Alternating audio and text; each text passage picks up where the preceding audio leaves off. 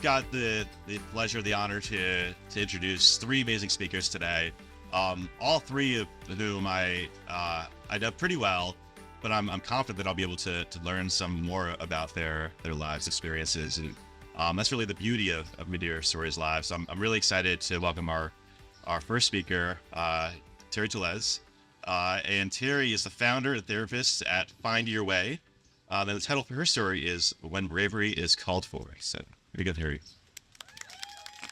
Hello, everybody. Some of you know me, some of you don't. I'm Terri. If you don't know me, you probably know my dogs. I live across from the elementary school, Coco and Cooper. So that's how most of you probably know me. Welcome to you all. Thanks for being here. So, my ex, Katie, and I moved to Madeira 19 years ago. Actually, a little before 19 years. Tomorrow is Will's 19th birthday. She was pregnant with Will when we moved here. So if you see him this weekend, he is home from Pittsburgh. Let him know that his mom looks way too young for a 19-year-old, okay, guys? So when we thought about moving to Madeira, really, you know why we moved here? The school systems. I'm just going to be honest with you, right? Like, we knew we were going to have a bunch of these kids, and we wanted them to be in a really good school district. So the thing that we found when we moved here, though, was an amazing community. Our neighbors were phenomenal. Francisco and Tracy, most of you know Francisco, right? Right up there at the fire department. We lived across from him, or next to him. The Adinos, amazing people, right? Our boys grew up together, the Hemlers. So we actually got to know a lot of good people. So a little about me and the fact is that I am not one to go marching on steps, right? I'm not one to go waving flags. It's just not me. I work through my practice. And so if you go by our house when the kids were little, you wouldn't see flags flying. We were just a normal family. I mowed the lawn, right? I told the kids all the time, we should like do a movie about our family. They're like, oh my God, no, please don't. Cause we're just your typical family, right? So when we got into, I have three, Will's 19. He's at Ohio Wesleyan. He'll be a sophomore.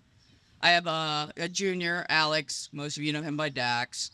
And then I have Benny, who is going into 8th grade. So gives you a little context. So during elementary school, you know, we kind of let the teachers know, 2 moms. Nobody said anything, right? The only complaint we got were from the kids because they had to miss recess sometimes to make 2 moms' day gifts. The school was fantastic, right? I mean, this was like what we wanted. I mean, the kids will tell you now, we'd always check in with them, right? And they would say, oh, please, Mom. We were superstars having 2 moms in elementary school. Like, it was awesome. Everybody wanted 2 moms. I thought it was so cool, right? I remember sitting there with Riley Hemler and Will when they were little, right? And they're eating their burgers or whatever they're eating. And Riley goes, so you ain't got no dad? And Will says, no, I got 2 moms. He's like, oh, all right. That's kind of how it always was, right? My kids said that they don't really had any problems here. And it's such, that's what we wanted, right? We wanted to raise our kids in a great environment as your just typical family hanging out. My experience here, you know, he mentioned the word brave, and I don't know. I really kept thinking about that when Tom mentioned that to me, and I'm not sure it's brave. For me, it's about being kind and doing the right thing. My experience in this community, I was a little nervous to speak today, to be honest with you, because my 2 prior times I've spoken out have left an interesting mark on me.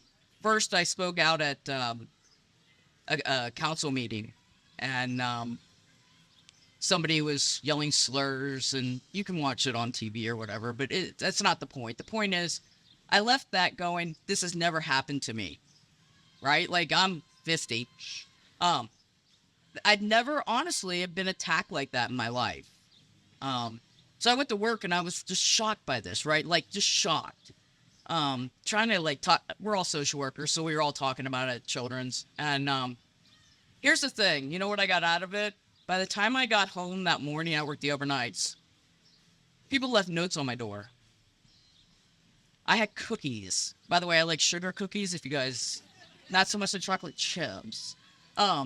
Flowers, notes. When I say like at least 200 people reached out, 200 people reached out, phone calls, texts, Facebook, people stopping by my house, right? Who like, we only know your dog, but we want to talk to you now. That's the community we moved into. So I look at it as just this small little pocket of people, right? And I tell my boys all the time, we get to choose where we put our energy. And the love that was shown to us, that's where we want to put our energy. That's the Madeira I know. I spoke out a little bit about things I did not want to see to come into our school district. Somebody vandalized our garage with some pretty rough stuff, right? Again, I was supposed to go to OWU the next day with all the band kids. We were going to go and play on the football field with Will, right? 2 neighbors, amazing people. I'm sure they're here somewhere. Came over and painted my door while I was gone, right? People donated money. Don't come in my backyard. There are so many cameras everywhere. I'm telling you, it's like a casino, people. Right? Notes. Chocolate chip cookies. Sugar cookies. Right? Phone calls. Wonderful things. Again, that's the community we moved into. We can't allow a small pocket of people to affect us and think that all people are like that. This is our community. I'm glad we're here, and we certainly are going to stay. I don't think it's brave. I think it's just being kind and doing the right thing. And you guys have all been so kind to our family. We appreciate it. Thanks. Thank you. Thanks, Terri. And thanks so much for sharing some of your stories, experiences here. But you forgot to mention that you are also a soccer coach. Holden never did well. Well, that's why I didn't mention it. My middle son, Holden, you're still to this day one of his favorite coaches. So thank you for all that you do. So we've got another great speaker for you all today. Please put your hands together and welcome Ohio State Representative Jodi Whitted. And the title of her story is Being and Belonging. So, Hi. I didn't know that I was agreeing to follow Terri, but here we are. My name is Jodi Whitted, and my story is about how you can find community anywhere, and sometimes you have to seek it out, but sometimes you live in Madeira and it falls right into your lap. You see, I found that in Madeira, you can be really anything that you want to be. You can be a mom, a good neighbor, a professor, you can even be a state rep. But mostly I found that I can be my authentic self here. You see, I grew up in a small rural town in Indiana, and while it had a lot of similarities to Madeira, there were a whole lot of differences, and the number one difference that I identify are cows. I can milk a cow, I can bottle feed a cow, I can round the cows up out of a pasture. I grew up playing in cornfields, running amongst bales of hay, and going on a lot of tractor rides. We're not talking the tractor rides of blooms and berries. This was the real deal. You just don't see a lot of those things in Madeira. In Madeira, we might have squirrels and deer, but the closest thing to a cow is probably my neighbor's Mastiff George in the backyard. But perhaps one of the biggest differences from where I grew up in Madeira is that when I was growing up in my small town, I never felt like I could truly be myself. And I'm not naive enough to think that there aren't people with hate in their hearts everywhere. We've heard part of Terri's story, but I remember growing up and really thinking that something was wrong with me. I've known for a long time that I am a bisexual woman. And I bet that there are some of you here who know me, but maybe didn't even know that about me. I live in this community. I'm married to my husband, Caleb, and I have 2 little girls, and I walk throughout my life with the privilege of being straight passing. So in the town where I grew up, I, again, never felt like I could be myself, and I thought it would be better to just go through my life hiding a part of who I am because it would just be easier that way. I was pretty resolute to just honor only one half of my identity. And I felt that there were truly no people in that town who would support me. And I feel like that still, even when I go back to visit that small town today. And I can remember things like being a teenager and getting a haircut and cutting my hair off short. And some of my classmates making fun of me and calling me derogatory names that were associated with being a lesbian. And I can remember thinking, how did they know? How did they know that about me? I thought that I was doing a good job of hiding that piece of me. And I remember after that thinking that I really needed to dress a certain way so that nobody would suspect. So I really could have gone my whole entire life leading this seemingly straight passing life. But what happened was becoming a mother. So I have two beautiful little girls. And I wanted my kids to grow up knowing that you can be who you truly are, and that I would be somebody who would support them. And I felt like I needed to do that by leading by my own example. And so I made one of the hardest decisions of my life about 5 years ago. I decided to come out, and that was while I was living here in Madeira. So in my small town growing up, I couldn't be me, but here, I look around right now and I see teachers, I see ministers, I see shop owners, I see people who are restaurateurs. There's probably some CEOs and some people pretty high up in the companies where they work out there. And I even see a state rep. And I know that all of these people are really passionate about supporting the people in Madeira and supporting them in being their true selves. And they're so supportive that we're going on year 4 of this event here in Madeira. And so you see that the one true thing that sets my small town upbringing apart from living and growing in this small town of Madeira is that I can truly be who I want to be here in Madeira. And maybe it won't always fall in my lap. Maybe it won't always fall in your lap, but if you seek it out, there are people in Madeira who will love you and support you no matter who it is that you want to be. And I hope that you'll remember all these things about Madeira as well. I love you, Madeira. Happy Pride. Thanks. Thank you, Jodi. Thanks so much for sharing your story today and for all that you do for Madeira community. And this festival, you're a big part of getting this off the ground 4 years ago. It's actually where I first met you 4 years ago at the Pride Festival, which I don't know if you had a more colorful outfit on then or now, but you just did a great job showing up. So thank you so much. So the next and final speaker today, we have Jamie Purcell, and she is Madeira resident and travel advisor. And her story today is embraced in Madeira. So Jamie Purcell, come on up. So mine is all written down on paper because I can't do the memorization. So my name is Jamie Purcell, and I'm happily married to a wonderful human named Dan Purcell. Together, we've built a loving blended family consisting of 5 children. Jacob, who's 22, Connor, who is 20, Hannah, who's 19, and Lucy, who's almost 9.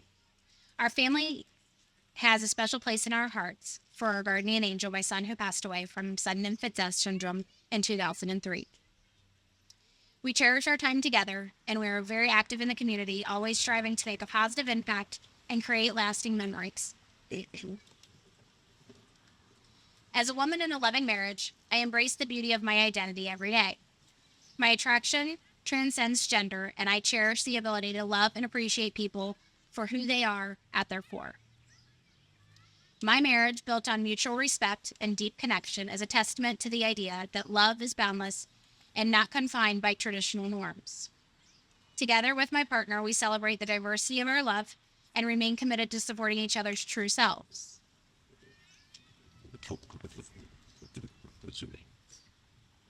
Our journey to Madeira, Ohio was not merely a change of address. It was a courageous step towards a community that embraces diversity, acceptance, and above all, equality. We moved to Madeira not out of convenience, but out of necessity. The necessity to protect and honor our children. our decision was guided by the unwavering love for our daughter Hannah. She bravely came out as bisexual at the age of 11. Our daughter Lucy was diagnosed as autistic at the tender age of 3. In that moment, our lives changed forever, yet again, not because of the diagnosis itself, but because of the profound impact it had on our perspective of life. Our decision to move to Madeira was not a hasty one. It was a decision rooted in love, advocacy, and the unwavering belief that every child deserves to be celebrated for who they are. The revelation of our daughter's sexual orientation was the moment of significance in our lives. It was proof of her courage, authenticity, and unwavering commitment to self-acceptance. However, what followed was a stark reminder of the prejudices that still linger in our society today.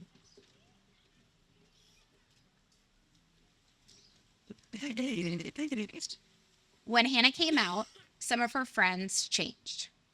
A community we called home for so long suddenly felt like a place we needed to escape from. The pain of witnessing such rejection in that community was painful, but it only fueled our determination to create a better world for her and for those who face similar challenges. Hannah's first day at Madeira High School, now it was spring break her sophomore year. We came back from spring break, and so it was the day after.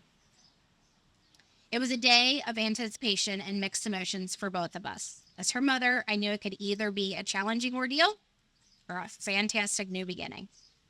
When I pulled up in the Carline pickup, my heart skipped a beat as I spotted Hannah. To my immense relief and joy, she was beaming with excitement.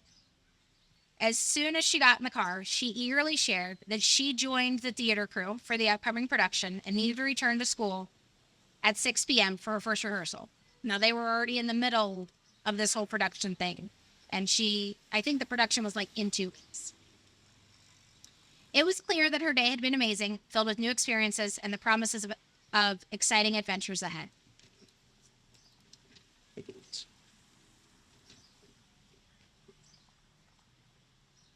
This is how our family really got involved in the community. The Madeira Marching Mustangs have played a pivotal role in helping our daughter feel comfortable and confident in being herself. There is something truly special about Lori, Rick, and Ryan, who have an exceptional ability to unite a diverse group of kids through the art of music, has created a welcoming and inspiring environment. Their dedication and passion have not only nurtured our daughter's love for music, but fostered a sense of belonging and self-acceptance that has been instrumental in her personal growth. Also, I'm thrilled to share that Lucy is thriving in Madeira's neurodiversity affirming schools. She's not only surviving, she's thriving. She has found a sense of belonging and acceptance that has allowed her to blossom into an incredible young person she is today. And perhaps most importantly, she has made deep and meaningful connections with her peers, connections that transcend labels and stereotypes. In our home, we have created a safe space where everyone, especially neurodivergent kids and those of the LGBTQ+ community, can feel safe, loved, and truly accepted. We want to ensure that our space is one where diversity is celebrated and differences are not just tolerated, but embraced. You can expect us to be our true selves without fear of judgment or exclusion. By showing unconditional love and support, we have created a place where everyone can find the understanding and love that they deserve. Everyone deserves a place where they go.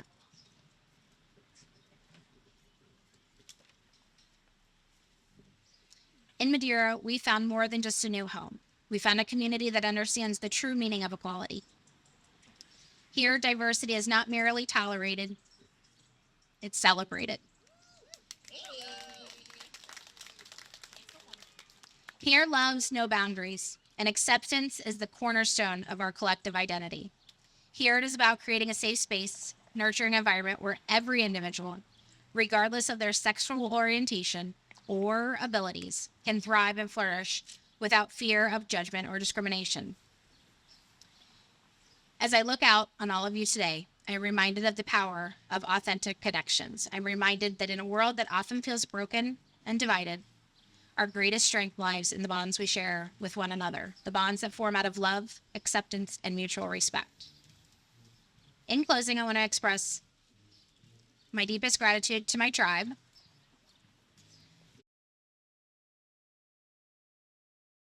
The ones who have stood by my side through thick and thin, who have lifted me up when I couldn't stand on my own, and who have reminded me that true friendship is the greatest gift we can all receive. Thank you from the bottom of my heart for being my tribe. Thanks. Thank you, Jamie. So that concludes this, I think, fourth edition of Madeira Stories Live at the Madeira Pride Festival.